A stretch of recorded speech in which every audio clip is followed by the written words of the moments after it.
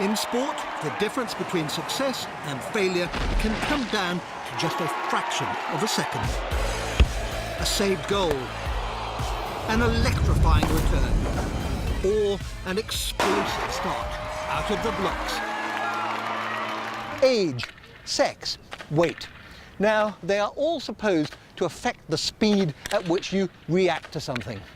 But which really impacts your reaction times? And what, if anything, can you do about it? In men's hockey, goalkeepers have to contend with shots fired at up to 100 miles an hour. Whilst top table tennis players may have just 0.3 seconds to return the ball. How much of our reaction time is down to ability and how much to training? I've come to Wimbledon Lawn Tennis Club to find out, with former top 5 women's GB tennis player Georgie Gent. Georgie has competed in all 4 Grand Slam tennis events and now is a coach here at Wimbledon. Joining us to analyse our reactions is Dr. Paul Strutton, a neurologist at Imperial College, London. Using transcranial magnetic stimulation, Paul will put a stimulus in the part of our brain that controls the right hand. The current will cause a reaction in the hand, enabling him to measure the time it takes for the signal to travel through our neurons from brain to hand. This replicates how our brain would send a signal to our hand to react to something like a tennis serve. Are you ready?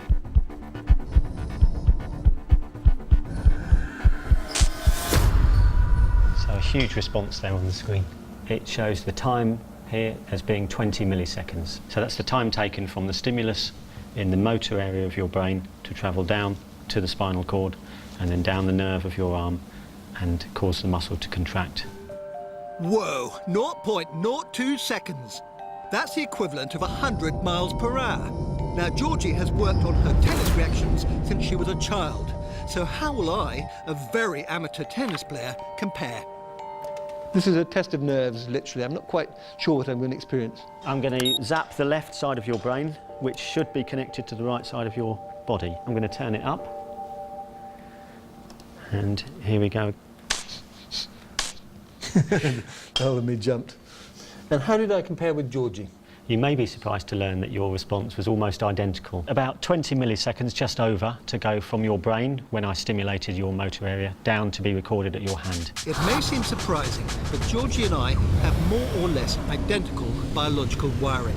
Actually, the motor nerves, which carry signals to our muscles, do so at largely the same speed in all humans. So why can Georgie return a serve so much more efficiently than I can? Research has shown that as much as 80% of reaction is down to processing or thinking time, and just 20% is the electrical pulse going down to the muscle from the brain, which is why Georgie can get herself into position to return the high-speed serve so much faster than I do. Sports psychologist Dr. Stewart Cotterill specialises in coaching athletes to perform at the top of their game. So what's actually happening out there with Georgie? Expert players will pick up on cues from their opponent on the other side of the net. So she's picking up on foot position, elbow position, racket head position. All of those things help them to decide where the ball's going. As a result, Georgie can make a decision on what shot she needs to play and where she needs to move to earlier than someone who didn't have the experience. So that's the product of practice, basically. Lots and lots of practice. Yeah, completely. It's about the quality of practice, not the quantity of practice. With the right kind of practice, there are ways for all of us to improve our reaction times. And who knows, with a little help, perhaps I may yet be giving Andy Murray a run for his money this year.